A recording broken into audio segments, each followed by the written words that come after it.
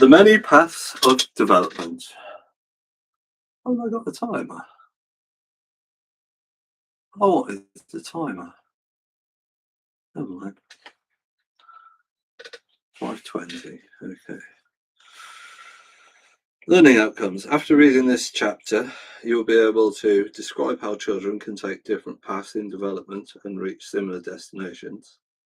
Understand the developmental differences between children as a set of strengths and challenges, highly sensitive to environment context.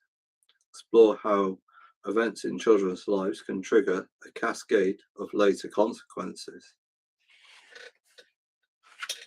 Introduction. Throughout the book, we have been exploring the reasons why children grow up differently and why they are alike.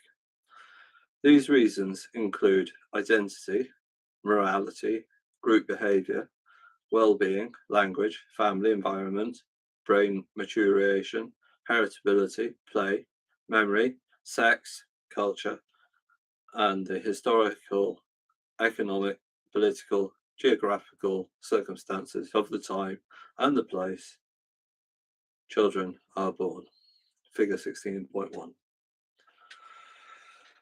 In this chapter, we continue the exploration of individual differences by considering the perspectives of children who have difficulty with language, movement, writing, or regulating their attention. Those who are born blind or deaf, and autistic children. We retrace our steps from birth to adolescence and ask whether some of the processes of development we have already encountered apply to their experience.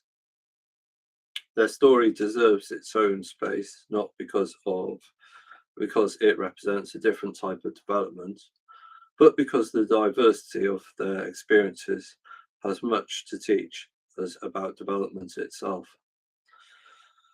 1. The same point was mentioned earlier in the book, but is worth repeating here. The language we use to describe people should respect their dignity and autonomy. Ideally, we should ask the people we are interacting with how they would like to be addressed. Unfortunately, this is not an available option here. As a substitute, I have guided by a survey of 3,470 members of the UK autism community who preferred the term autistic person over person with autism, which is the phrase I have adopted here. Kenny et al. 2016. The same survey also noted that there is no single way of describing autism that is universally accepted and preferred.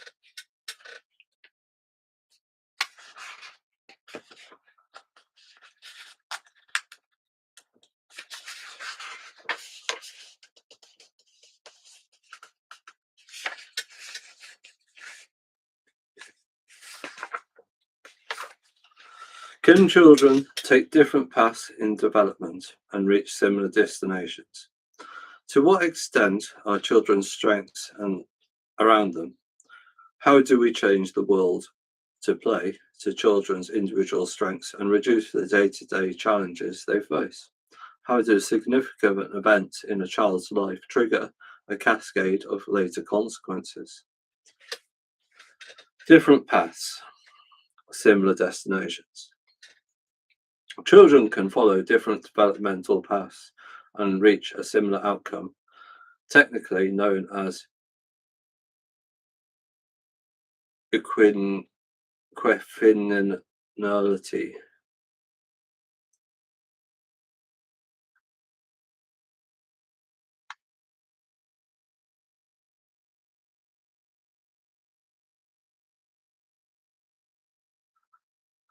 I've not seen that word before. Equifinality. Probably comes to me. I'm probably just having a dyslexic moment. For instance, en route to walking, infants are tremendously in how they get their crawling, cruising, supported walking, or even bum shuffling. Schneider and Iverson, 2023. Children who are born with no hearing at all are able to learn any one of the 2 to 300 signed languages as effectively as hearing children can learn any one of 6 to 7,000 spoken languages, provided they receive signed language early enough and with enough opportunities for high quality communicative interactions. Thus, children can take very different paths acquiring spoken or signed language and end up at the same destination, using language fluently, as well as being yet another example of children's remarkable adaptability. This also says something important about our species. Within all of us is the capacity to acquire language by two drastically different media, sound and vision. And this suggests that both media have been important for a significant proportion of human history. Tomasello, 2010. Because of this long shared history, there are some similarities between signed and spoken languages, as well as differences. Some of these similarities cause children to follow similar paths of development, and some differences nudge them in different directions, table 16.1. Regardless of how they get there, children have the potential to arrive at the same destination in both cases. So whether by sound or vision or both, bimodal bilingualism, children show adaptability in acquiring language. Another example of this adaptability comes from children who are born blind and acquire shared attention. In chapter 3, we took a closer look at early social interactions and the role of shared attention. Around their first birthday, infants start to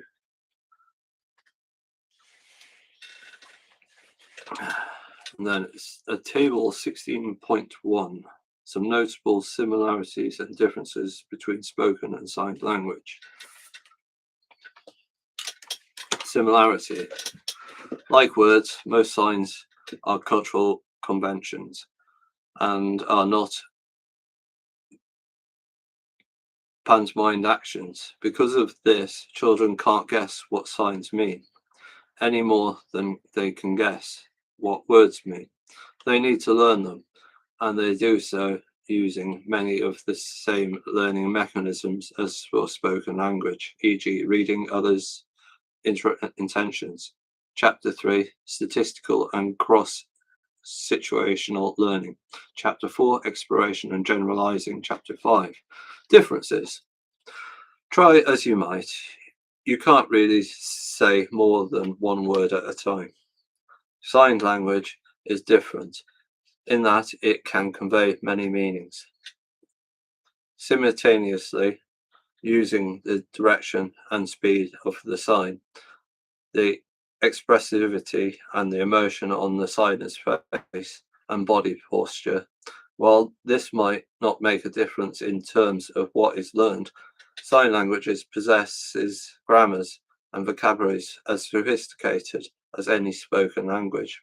It might affect the route deaf children take towards mastering language. Signed languages, like spoken languages, are most unintelligible to non-native speakers. For example, American Sign Language, ASL, and British Sign Language, BSL, are as different as Hawaiian and Dutch are from one another, and they also bear no relation to their spoken counterparts. ASL grammar has more in common with spoken Japanese than it does with the speech of Americans. Differences. Most hearing children have hearing parents, but most deaf children do not have deaf parents and are therefore unlikely to be parented by native signers. This makes deaf children relatively more at risk of not receiving the early rich linguistic experience necessary for language development. This in turn jeopardizes the development of other outcomes that are related to language, such as social emotional skills, school readiness, and academic success. Currently, only 1 to 2% of deaf children worldwide receive an education with the sign language as their language of instruction. Boyland and Allen, 2009. Similarities. Both signing and speaking children go through a similar sequence of language development. For example, hearing impaired infants are babbling with their hands by 8 months of age. By 12 months of age, sign language learners are typically producing their first signs. By 18 to 24 months of age, they are putting together 2 or more signs, form simple sentences, and by 30 months, they have command of the basic word order of the language, including how to use this flexibility in certain communicative contexts. Lilo and Martin and Henna, 2021. Petito and Maratet, 1991. Differences. Signed language requires mentally rotating the signs as they appear for the signer perspective to those as they appear from the recipient's perspective and vice versa. Ratedly autistic children learning sign language can have particular difficulty with this change of perspective, similar to the difficulty some autistic children have with perspective taking in spoken language. I mean me when I say it, but it means you when you say it. Sign languages, like spoken languages, similarity. Sign languages, like spoken languages, also combine smaller units of language into bigger units of meaningful language. For example,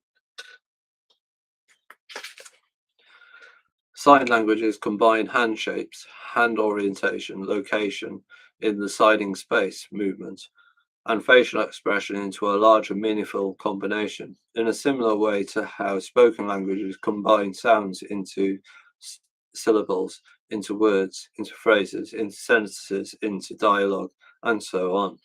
Differences. Because signing typically involves the coordination of two hands, children must learn to inhibit the movement of the dominant hand for some end signs, a challenge that does not come into play in spoken language in the same way. Coordinate their attention between a partner and an object of mutual interest in sighted infants. This shared attention is largely negotiated face to face by monitoring cues such as facial gaze, facial expression, and body posture. For example, an infant and an adult might be playing with a toy together, and if the infant looks from the toy to the adult's face and back to the toy in this space, not only do infants learn a lot about the solid physical world of objects and actions, but they also learn a large amount of social and cultural information too, including language. Infants can use shared attention to work out when information is intended for them versus when it is not. They can use the eye gaze of adults to locate interesting objects by following where they are looking, and they can direct the attention of others to get what they want. For example, by pointing, Butterworth and Jarrett, 1991, Grossman et al., 2006. But how does this shared attention work if you can't see what the other people can see?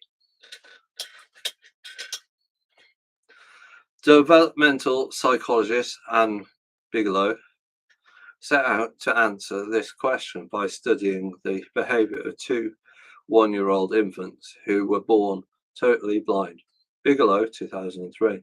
She discovered several examples of joint attention between infants and parents, which typically took place during play. When the mother of one infant was playing with a toy, the blind infant found the mother's arm by reaching out. They then worked their way down the arm and felt the toy that the adult was holding in their hand, so that they shared attention on the same object. This shows that infant was using the parent as a social tool to find objects in a similar way to how a sighted child might follow the gaze of a parent towards an object of interest. During a guessing game, the mother of one infant would shake a toy that jingled and place it in front of the infant. The infant would then reach out to find the toy, shake it to make it jingle, and place it down. The mother would then place the toy in a different location and repeat the game. On one occasion, an infant and his mother played together with a toy that produced a sound when a string was pulled. The infant pulled the string while the mother pulled back the toy. After a few repetitions, the mother stopped playing her part in the game, which caused the infant to react by swinging the toy at the mother several times before beginning to fuss. He only became re engaged with the toy when the mum resumed her role. This shows that the infant was aware of the mother's role in achieving the shared goal, something that could be described as a shared intentionality. So, just as hearing is not necessary to develop language, this study and others like it show that vision is not necessary to develop joint attention. That is not to say that acquiring joint attention in this way is without its challenges. In comparison it to sighted children, blind children need to work harder to know exactly where they are in the physical environment, to know where objects are in relation to each other uh, and themselves, and to track how those relationships change over time. Judging the emotional reaction of others to objects of mutual interest is made relatively more difficult too, because blind children cannot directly rely on seeing other people's facial expressions to overcome this. Blind infants use a broader, subtler, and more indirect range of non-visual cues such as touch, body movement, sound, changes, air currents, and locations, and they rely more heavily on language. Miller, 1988. Notably, deaf children of hearing parents exposed to basically no conventional language during their first year of life, either spoken or signed, still began to use the pointing gesture to direct attention in the same way as hearing children and around the same age. Liederberg and Everhart, 1998.